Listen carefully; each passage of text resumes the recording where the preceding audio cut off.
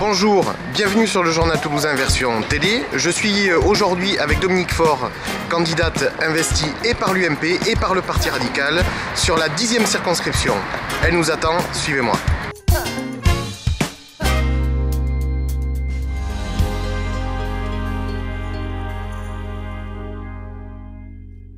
Bonjour, bienvenue sur le journal toulousain version télé. Aujourd'hui donc on reçoit Dominique Faure. Dominique Faure, bonjour. Bonjour. On va essayer de vous découvrir, sachant que vous êtes donc candidate sur la 10e circonscription, investie et par l'UMP et par le Parti radical. On vous a connu avec un passé de sportive. Qu'est-ce qui vous a amené dans votre jeunesse à aller dans la direction du tennis ? En fait, tout simplement, mes parents étaient sportifs et donc m'ont très vite mis à différents sports, entre autres le tennis. Je m'y suis plu, j'y ai réussi et donc j'ai effectivement toute mon enfance, je dirais même jusqu'à l'âge de 25 ans, concilié études et sport et puis ensuite sport de haut niveau, effectivement. Alors pour être sportif de haut niveau, il faut quand même avoir un tempérament bien particulier. C'est un tempérament qui vous a poursuivi tout au long de votre carrière ? Je pense effectivement que là aussi j'ai hérité de mes parents, de cette combativité, de cette persévérance, de ce goût de l'effort. Donc effectivement c'est quelque chose que j'ai aussi appliqué, qui s'avère être moi-même dans le monde de l'entreprise et qui a été ma seconde partie, la seconde partie de ma vie jusqu'à aujourd'hui. Alors justement, vous avez eu une brillante carrière dans le privé, dans plusieurs entreprises, pas dans une entreprise en particulier. Aujourd'hui, vous décidez de vous investir en politique. Qu'est-ce qui a fait qu'on passe du domaine privé au domaine politique ? Qu'est-ce qui fait le lien ? Pourquoi cette motivation ? En fait, effectivement, je me définis comme une femme d'entreprise, puisque ces 25 dernières années, je me suis engagée énormément dans le monde de l'entreprise. Bon, j'ai été élue à la Chambre de commerce et c'est vrai que cet engagement pour la collectivité est quelque chose qui me séduit aussi et qui fait peut-être le pont avec le monde politique. Mais bien qu'ingénieure de formation, je suis une femme de développement et j'ai beaucoup travaillé dans le développement. Et quand on arrive à l'âge que j'ai aujourd'hui, 52 ans, pour cette troisième partie de vie, on se pose forcément des questions. Moi, je vois beaucoup de mes amis se poser la question et on se dit pourquoi pas mettre au service de son territoire un petit peu tout ce que l'on a appris, tout ce que l'on a mis en pratique dans sa vie professionnelle. Donc ça, c'est réellement quelque chose qui m'anime, l'envie de mettre ce que j'ai appris au service d'un territoire que j'aime, au service du bien commun. Et bon, j'ai l'exemple d'Alain Chatillon, bien sûr, qui est à la fois un homme d'entreprise, un grand-mère et un sénateur qui travaille et qui est très reconnu. Donc, et qui vous a encouragé à vous investir. Absolument, absolument. Alain Chatillon est un ami et il m'a sollicité très clairement en fin d'année dernière pour partir sur ces législatives. Ça a été une surprise un peu pour moi, mais c'est effectivement ce qui s'est passé. Alors si on regarde l'Assemblée nationale aujourd'hui, on s'aperçoit que la plupart des députés sont soit issus de la fonction publique, soit de profession libérale. Et il y a très peu de gens qui viennent de l'entreprise directement. Est-ce que c'est un manque pour vous en termes de démocratie, de pluralité ? Est-ce qu'il faut plus de gens du monde de l'entreprise, du domaine économique à l'Assemblée nationale ? Ça fait effectivement partie de mes convictions. Aujourd'hui, on est autour de 5% de gens salariés venant du monde de l'entreprise à l'Assemblée nationale et ça ne reflète pas la population des votants. Et donc, je pense que c'est très bien qu'il y ait des gens de la fonction publique, c'est très bien qu'il y ait aussi une forte part de profession libérale, parce que leur activité professionnelle leur permet de s'engager en politique. Et c'est vrai que souvent, salariés d'entreprise, on a du mal à se libérer pour pouvoir s'engager en entreprise, et dans le monde politique, excusez-moi. Et donc, j'ai vraiment la conviction que nous gagnerions, notre démocratie gagnerait à avoir une part un petit peu plus importante de salariés d'entreprise, ou de chefs d'entreprise. Alors parlons de la 10e circonscription. Donc où il y a le monde rural, mais où il y a aussi des villes de l'agglomération toulousaine. Donc il y a cette dualité dans la même circonscription.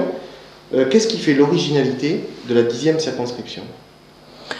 Alors, plusieurs choses, mais la première, c'est qu'effectivement, comme vous le disiez, il y a, je dirais, 3 territoires dans cette circonscription. La première, c'est toute la partie périurbaine autour de Castanet, Saint-Orens, mais aussi la Beige, Escalquens. Donc cette partie périurbaine, très développée économiquement. Donc l'agglomération toulousaine. Dans l'agglomération toulousaine, absolument. Et puis ensuite, des terres et un environnement rural avec de grandes propriétés agricoles extrêmement bien performantes, et extrêmement bien exploitées sur le plan de l'agriculture. Donc on est une vraie référence sur, je dirais localement, mais aussi nationalement, sur la façon dont les agriculteurs gèrent ces propriétés. Et puis on arrive sur le Revélois, développé économiquement, avec une croissance démographique, une croissance économique autour de l'artisanat, autour de l'agroalimentaire, mais pas seulement, autour de PME dynamiques. Donc on a 3 territoires en un, donc c'est la première spécificité. Et puis la troisième, c'est que dans ce territoire, on a finalement tous les ingrédients de ce qui a fait les pôles de compétitivité, des laboratoires de recherche que je n'ai pas cités, mais que l'on trouve très présents à Haussville, avec des chercheurs reconnus localement et nationalement et internationalement, dans les sciences du vivant principalement, des pépinières, biotech, donc des entreprises, je l'ai dit, hein, et puis ces terres agricoles. Donc on a là tout le ferment pour, à mon sens, développer l'emploi sur ce territoire autour de ce que j'appelle les technologies vertes. Alors, il y a un domaine sur lequel vous avez beaucoup travaillé en amont de la campagne, c'est sur les infrastructures. Le lien qu'il peut y avoir entre, justement, vous en parliez, l'agglomération toulousaine et la partie plus rurale. Est-ce que vous pouvez nous expliquer concrètement les projets que vous défendez et comment on peut améliorer les choses au niveau des infrastructures et notamment routières? Je vais vous répondre bien évidemment sur le sujet infrastructure, mais je voudrais dire que pour moi un territoire, il y a 3 sujets sur lesquels il faut travailler concomitamment, que sont le développement économique, les infrastructures et puis le logement et l'habitat. Et les 3 sont étroitement liés, et je crois que précédemment on était sur des modèles que la DATAR a promus en matière d'aménagement du territoire, qui étaient d'abord les infrastructures, puis qui génèrent, et donc les autoroutes, les routes, les infrastructures fibre optique, désenclavement des territoires, puis le développement économique, puis l'habitat.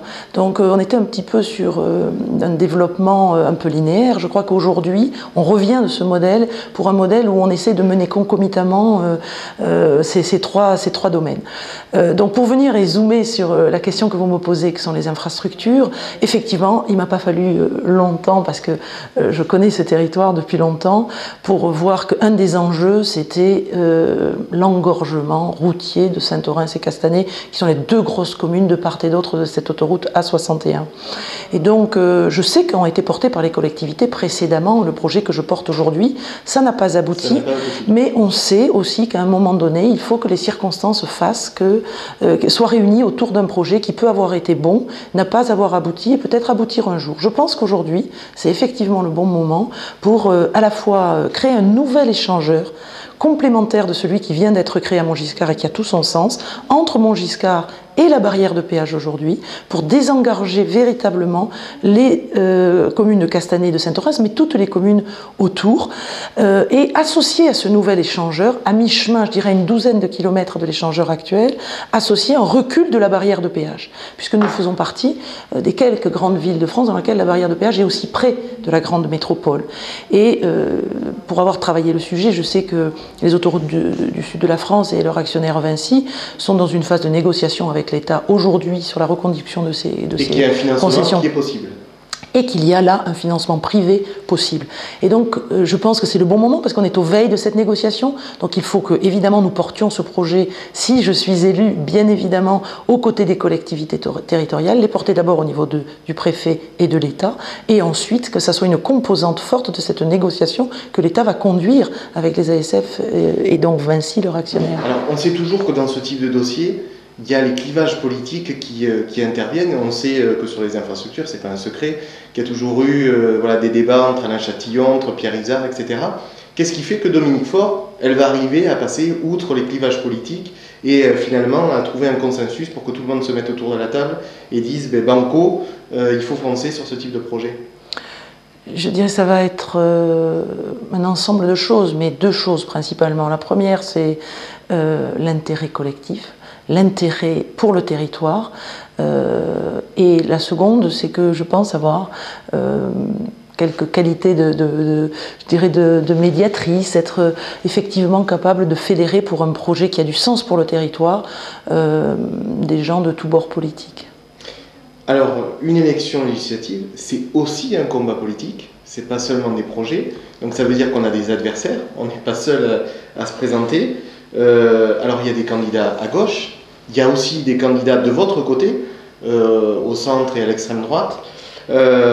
Qu'est-ce qui fait par exemple avec le candidat socialiste, que tout le monde connaît ici puisqu'il est député européen? Quelle est votre différence fondamentale avec Kader Arif? Qu'est-ce qui fait qu'il faut voter Dominique Faure sur la 10e circonscription?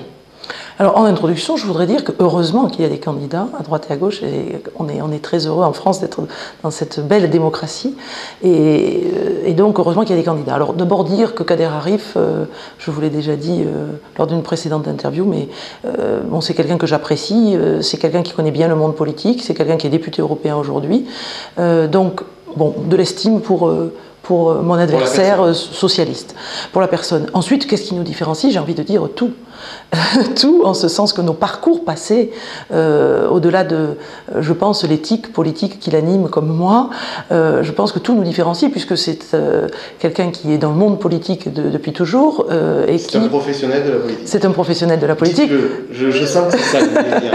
C'est un professionnel de la politique, alors que moi je suis une femme d'entreprise, et que aujourd'hui, comme on en a parlé précédemment, je suis vraiment quelqu'un qui amène, j'ai envie de dire, un vent nouveau, et c'est ce que je ressens quand je parle à nos concitoyens que je rencontre, avec lesquels je construis le projet. Je sens une envie, non pas de n'avoir que des gens qui arrivent en politique du monde de l'entreprise, bien évidemment, mais que c'est nouveau aujourd'hui.